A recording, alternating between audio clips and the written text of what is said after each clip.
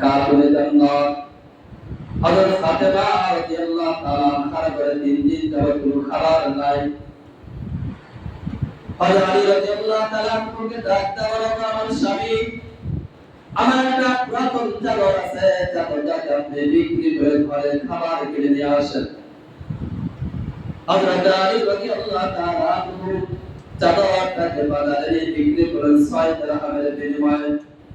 ওই 6 দিরহাম বিক্রি করে আবার যখন তিনি বাড়ির দিকে রওনা দিলেন, রাস্তার ভিতরে একজন ভিক্ষুককে তিনি সওয়াল করলেন, চাইলেন। তার কাছে হাত পাতে বললেন, আমি একজন অসহায় দুর্বল মিসকিন ব্যক্তি, আমার কোনো উপার্জন করার শক্তি নাই, আমার পেটে আমার পরিবারে অনেক ক্ষুধা। তুমি যদি তোমার দিরহামগুলো আমাকে দান করতা, তাহলে আমরা এক ওয়াক্ত তৃপ্তি সহকারে খাবার খাইতাম। এভাবে রাসূল বললেন। হযরত আলী রাদিয়াল্লাহু তাআলা আনহুর কাছে হযরত আলী রাদিয়াল্লাহু তাআলা আনহু নিজের চিন্তা করলেন না, তার বাড়ির চিন্তা করেন নাই, তার সন্তান হাসান হুসাইনের চিন্তা করলেন না। হযরত আলী রাদিয়াল্লাহু তাআলা আনহু সাথে সাথে পকেট থেকে 6 দিরহাম ওই ভিক্ষুকের হাতে দিয়ে দিলেন এবং বাড়ির দিকে রওনা দিলেন। কিছুদূর যাওয়ার পর একজন আগত ব্যক্তি রাস্তার ভিতরে একটা উট নিয়ে দাঁড়িয়ে আছে। আলী রাদিয়াল্লাহু তাআলা আনহুকে ডাকতে বলেন, হে আলী, তুমি আমার উটটা ক্রয় করবা কিনা? আলী রাদিয়াল্লাহু তাআলা আনহু বলেন, আমার কাছে কোনো টাকা পয়সা দিরহাম নাই, আমার কাছে কোনো নগদ টাকা পয়সা আমি কিনতে পারবো না। ওই ব্যক্তি ডাকতে বলে, আমাকে নগদ দিতে হবে না, তুমি আমার কাছ থেকে বাকিতে কিনে নিয়ে বাজারে বিক্রি করে এরপরে আমার সে টাকাকে তুমি পরিশোধ করবা। আলী রাদিয়াল্লাহু তাআলা আনহু 100 দিরহামের বিনিময়ে উটটাকে ক্রয় করলেন। পরে যখন আমার বাজারের দিকে রওনা, কিছু দূর আসার পর বিপরীত রাস্তা থেকে আরেকজন ব্যক্তির সামনে এসে দাঁড়াইয়া বলেন, উটটার চেহারাটা অনেক সুন্দর, আমার কাছে পছন্দ হইতেছে, অনেক চমৎকার, তুমি যদি উটটাকে আমার কাছে বিক্রি করে দাও, তাহলে আমি উটটাকে কিনে নিতে রাজি আছি।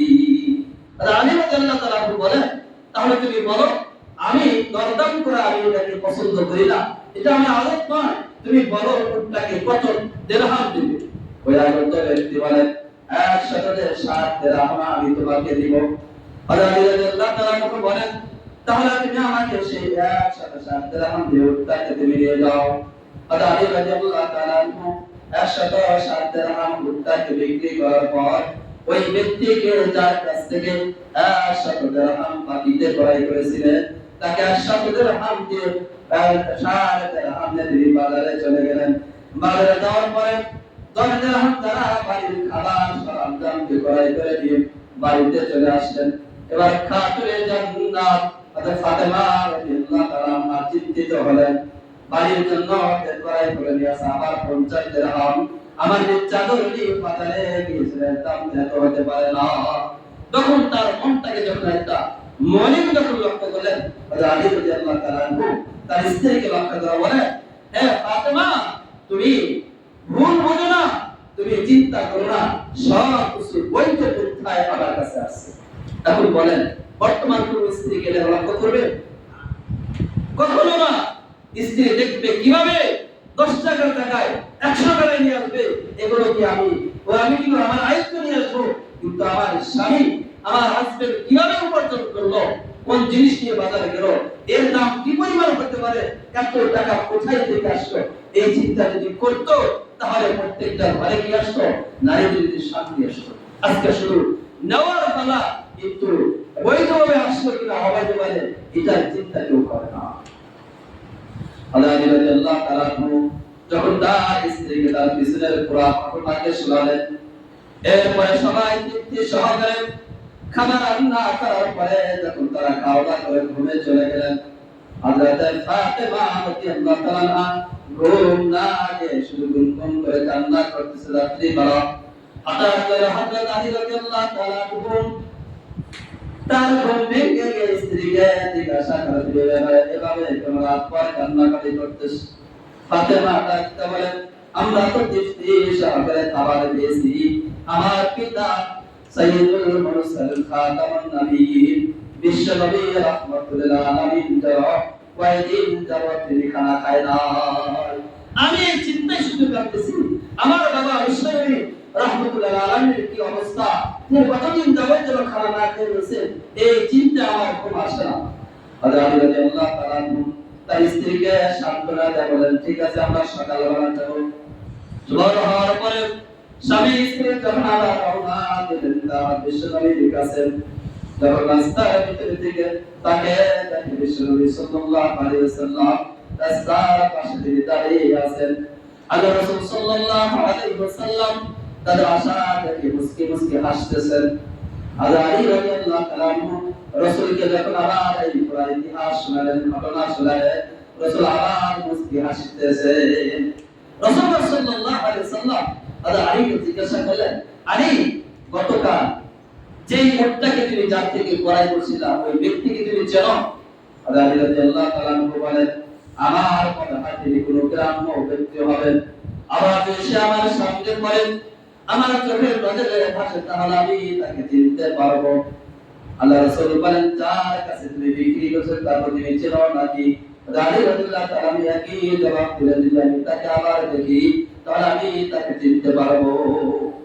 আল্লাহ রাসূল ডাকতে বলে, হে আলী, এরা দুইজন দুনিয়ার কোন সাধারণ মানুষ ছিল না, যার কাছ থেকে তুমি উটটা ক্রয় করেছিলে ইনি হলো হযরত জিবরাইল আলাইহিস সালাতু ওয়াস সালাম।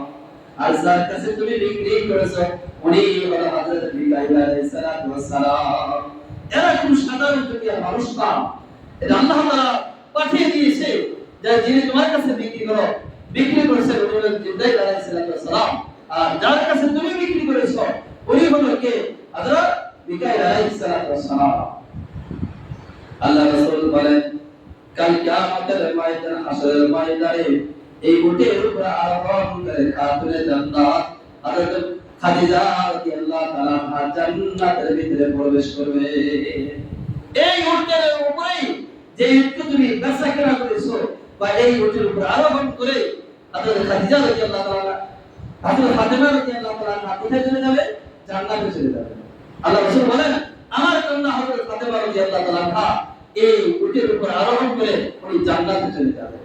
হযরত আলী রাদিয়াল্লাহু তাআলা রাসূলের এমন কথা শুনে তিনি হুহু করে কান্না শুরু করেন। আর আল্লাহ রাসূলকে বলেন, আল্লাহর নবী ওই উটের লাগামটা যতক্ষণ পর্যন্ত আমার হাতের ভিতরে ছিল ততক্ষণ পর্যন্ত ওই উটটা শুধু বারবার আমার দিকে ফিরে তাকায় আর তাকায়, আমি যত তার দিকে যাই শুধু আমার দিকে তাকে। হযরত ফাতেমা রাদিয়াল্লাহু তাআলা আনহা তার স্বামীকে ডাকতে বলে, বাবা আমার স্বামী, আমি আপনার কাছে ওয়াদা করলাম, অঙ্গীকার করলাম, আমি যদি জান্নাতে যেতে পারি আপনাকে জান্নাতে নেওয়া পর্যন্ত আমি জান্নাতে যাব না। আমি যদি জান্নাতবাসী হই তাহলে আপনাকে আমি জান্নাতে নিয়েই যাব, আপনাকে ছাড়া আমি জান্নাতে যাব না। ও স্বামী, আপনি আমার কাছে অঙ্গীকারবদ্ধ হন, আমার কাছে ওয়াদা করেন, আপনি যদি জান্নাতে হন যে আমাকে ছাড়া আপনি কোথায় যাবেন না? জান্নাতে যাবেন না। আল্লাহ রাসূল সাল্লাল্লাহু আলাইহি ওয়াসাল্লাম হাদিস শরীফে বলেছেন, আল্লাহ তাআলা কোরআন শরীফে বলেছেন, মা তাকিল হাসানাতি ফালাহু আশরু আমসালিহা, যে ব্যক্তি দিনের পথে 1 টাকা খরচ করবে আল্লাহ তাআলা তাকে একের বদলে 10 গুণ তাকে দান করবে। এর ইতিহাস হলো রাসূলের কন্যা হযরত ফাতেমা রাদিয়াল্লাহু তাআলা আনহা এবং তার জামাই হযরত আলী রাদিয়াল্লাহু তাআলা এর মাধ্যমে 6 দিরহামকে বিক্রি করে কত টাকা লাভ করছিলেন? 7 দিরহাম না? 7 দিরহাম। তাহলে আপনার 10 কে 6 দিয়ে গুণ দেন, 6 দিয়ে কত হয়? 60। তাহলে একের বদলে কয় গুণ বেশি? 10 গুণ। আল্লাহ তাআলা কোরআন শরীফে বলেছেন, মান জাআতিল হাসানাতি ফালাহু আশরু আমসালিহা, যে ব্যক্তি আমার রাস্তায় 1 গুণ দান করবে আমি আল্লাহ তাআলা তাকে 1 গুণের বিনিময়ে তাকে 10 গুণ দান করব। এজন্য আমরা আল্লাহ তাআলার রাস্তা ব্যয় করার ক্ষেত্রে, খরচ করার ক্ষেত্রে কোনো দুর্ঘটনা করব, কৃপণতা করব না। এটা আমরা স্বইচ্ছায় নিজের ইচ্ছায় কি করব? আমরা দান করব। হ্যাঁ, আল্লাহ তাআলা যেন আমাদের সকলকে যেন আমাদের মনের মানসা, মনের ইচ্ছা, অনেক সময় দেখা যায় যে আমাদের অনেক কিছু করতে মনে যায় কিন্তু সামনে আমাদের চোখে নজরে আসে না, এগুলো আমাদের করা হয় না। আবার স্মরণ করে দিলে এগুলো আমরা অনেকই করে দিই। দেখুন তো আমাদের মসজিদে সবচেয়ে একটা গুরুত্বপূর্ণ কি জিনিস দরকার? এই দেখেন আমরা নামাজ পড়তে দাঁড়াইছি, এবারে দেখেন তারগুলো কিভাবে হয়েছে।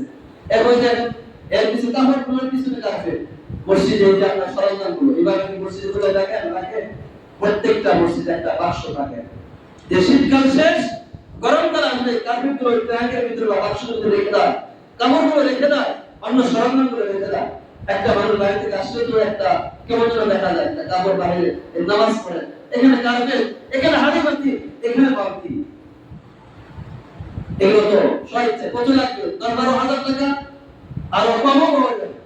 এই জন্য আমি আপনাদেরকে স্মরণ করে দিলাম, এমন কোন বান্দা যদি থাকেন স্বইচ্ছায়, কারো বলা দরকার নাই, আপনি একা পারেন বা দুজনকে নিয়ে পারেন, আমরা স্বইচ্ছায় কোন কাজের সঙ্গে কথা বলতেছি না, শুধু স্মরণ করার জন্য বলতেছি। মানে আমার বয়ানের আনুষ্ঠানিক হিসাবে আছে, এটা আমাদের দেখা দরকার। এটা কাপড় তুলে রয়েছে দেখেন, একটা মসজিদের ভিতরে এভাবে কাপড় কোথাও পাবেন। এই জন্য আল্লাহ তাআলা আমাদের মনের মানসা সদিচ্ছায় যেন আমি সব অর্জন করবো, আল্লাহ তাআলা আমাদের প্রত্যেককে সেই তৌফিক দান করেন এবং সেই তৌফিক অনুযায়ী আমাকে আপনাকে যেন এটাকে করাই করে মসজিদে দান করার সব তার অর্জন তৌফিক দান করেন। যারা এই মাতার কাছে পড়েন